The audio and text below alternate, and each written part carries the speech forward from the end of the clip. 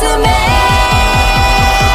또 시작돼 가진 나의 이유를 더 많은 나의 이름을 달래가 어떤 메리트여 끝날래 우랄라 난 너네만 같이 야가래. Fu Nancheng's hand froze, but he quickly took it back and protected her in his arms.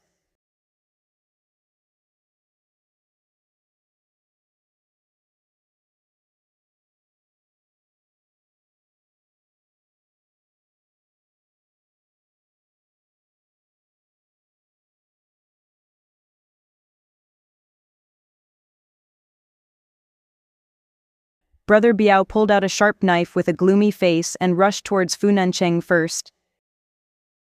Am I scared? How is that possible? Don't you understand your situation? Today I won't let you two get away from here.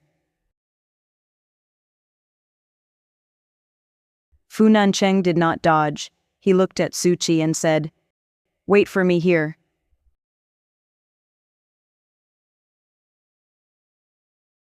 Ugh. He made a lightning-fast move and punched Brother Biao in the stomach. With a snap, Fu Nancheng broke Brother Biao's hand. Everyone, why are you just standing there? Hurry up and beat him! The knife fell to the ground and Brother Biao let out a wail. Seeing this, the other men immediately rushed forward and fought with Fu Nancheng. Zhuxi was watching from the side with fear and trepidation. These men all had knives, but Fu Nancheng was unarmed.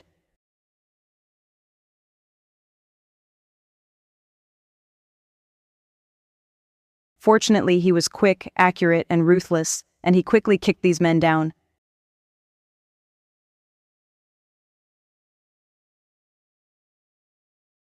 I just saw him fighting in a bar 2 days ago. Now seeing the level of force he burst out, Zhuxi still felt uneasy.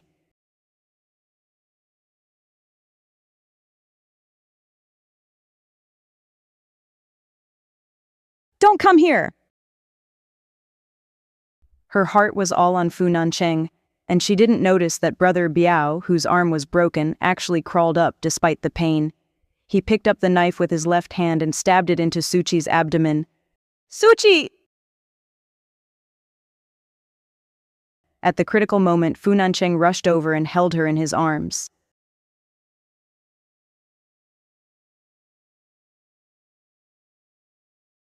With a whoosh, Zhuxi heard the sound of the knife sinking into flesh, which sounded very creepy.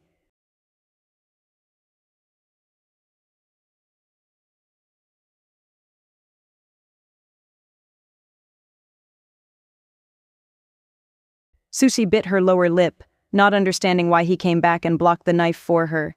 He should have gone with Lu Yao.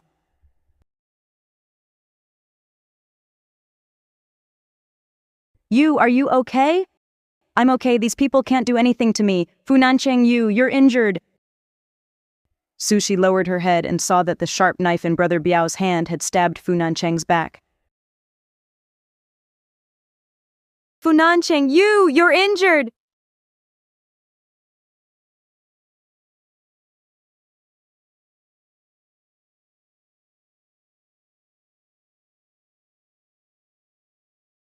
Boss, the police are coming, let's go.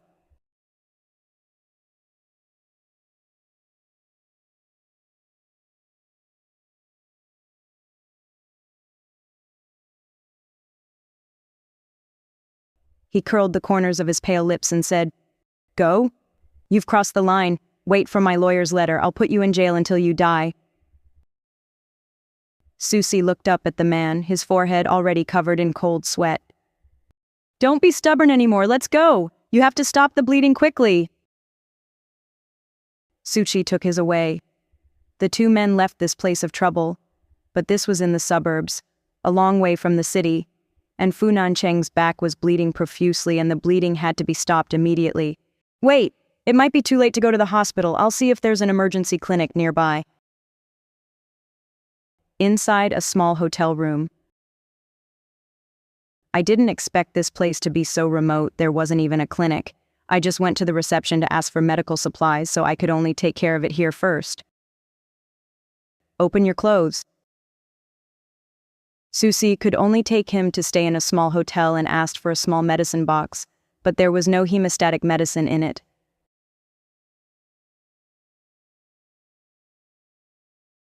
I have no energy, please help me. Fu Nancheng leaned lazily against the head of the bed and glanced at her with his narrow eyes full of charm.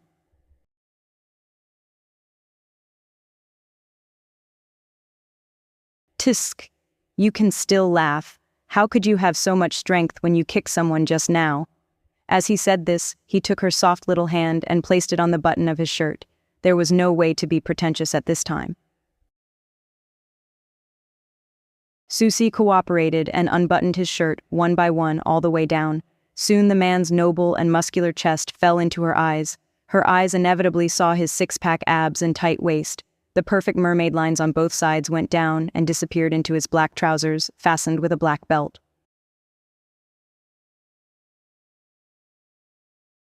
After taking off her clothes, her little face was already bright red. Her nose was hot, and Zhuxi felt like she was about to have a nosebleed.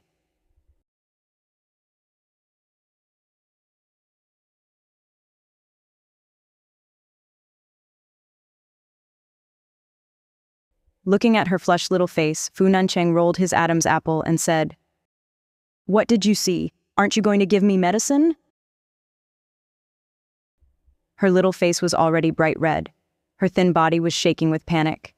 She refused and said, I just wanted to see how bad your injuries were."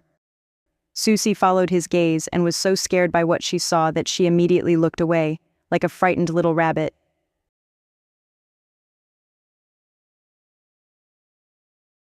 Does it hurt?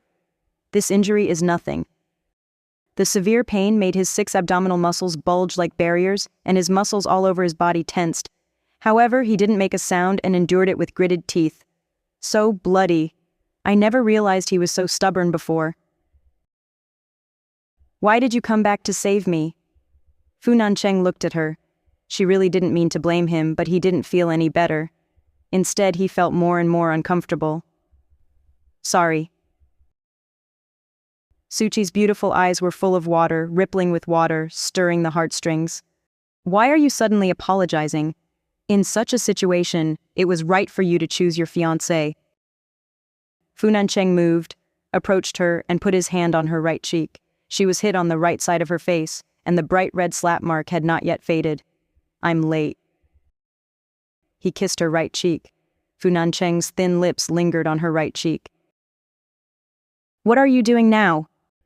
At this time, the man lowered his head, covered her ear, and said in a hoarse voice, I have to save Lu Yao because her mother has been kind to me. His low, magnetic voice enveloped her ears, and he slowly told her about the dusty past of the imperial capital. Lu Yao's mother? This was the first time Zhuxi heard of this character. Lu Yao's mother is doing good to you? That was many years ago. My mother became mentally unstable after being forced to give birth, and she suffered from severe bleeding during labor. A woman named Zhuxi suddenly appeared. She was a remarkable woman who possessed many healing methods that even the dignitaries in the imperial capital had never heard of. Zhuxi knew that he was loyal and righteous, and would never treat the women who had been with him unfairly, so she began to understand how good he was to Lu Yao. She could hear from his tone that he was full of respect for Zhuxi. She helped to make the perfume and saved my life and my mother's life. But my mother's mental state did not improve. It was Zhuxi who took me in and raised me like her own son. No wonder he is so outstanding, became famous at a young age, and is well known in the imperial capital. This is naturally due to his amazing talent, but it is also related to Zhuxi's personal education. He was born in misfortune, but meeting his master Zhuxi was the greatest blessing in his life. Later she passed away, and before she died she was worried about her newborn daughter. I promised her that I would take good care of her daughter. Her daughter is Lu Yao. This is the story of him and Lu Yao. Because Lu Yao was Zhuxi's daughter, Zhuxi had arranged a marriage for her before she left, betrothing the pregnant Lu Yao to him. It turns out that Fu Nancheng has such a past. No wonder Lu Yao could call him to the capital with just one phone call, but Zhuxi. Zhuxi silently repeated the name in her heart, and for some reason, her heart suddenly became soft. She had a question and put her small hands on his handsome shoulders to push him away. Since you and Lu Yao were engaged, why did you go to Yecheng to marry someone else? Next episode preview. Fu Nancheng lay flat for a while, then turned around, reached out to hug her from behind, and began to kiss her hair hard with his thin lips. Zhuxi struggled. Fu Nancheng, you should take your medicine first. I don't want, Zhuxi, I have endured and it hurts so much. Through the thin clothes, Zhuxi could already feel his body temperature, which was as hot as a branding iron. Her muscles were tense. Fu Nancheng straightened her body. The corners of his narrow eyes were full of lustful red bloodshot. This is burnt out. This is so serious, but he can act like nothing happened.